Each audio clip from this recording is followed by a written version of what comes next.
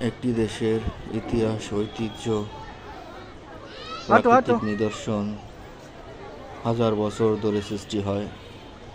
হাজার বছরের সৃষ্টির ইতিহাস একটি দেশকে সমৃদ্ধশালী করে তোলে।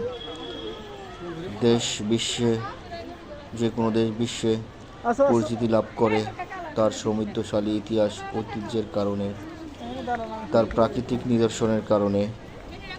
হাজার বছর ধরে একটি দেশে বিভিন্ন শাসক, বিভিন্ন রাজা বাদশাহ, জমিদার প্রথা থাকে। সেগুলো থেকে ধীরে ধীরে একটি দেশের সৃষ্টি হয়। ভিতরে ঢুকো।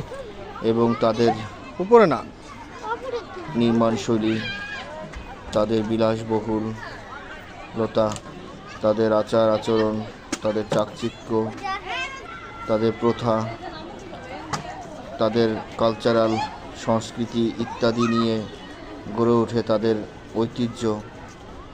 এবং বাংলাদেশও ঠিক তেমনি রাজা বাদশাহ, 12 ভূঁইয়া জমিদারদের প্রচলন ছিল। লালবাগ কেল্লা একটি পুরাতন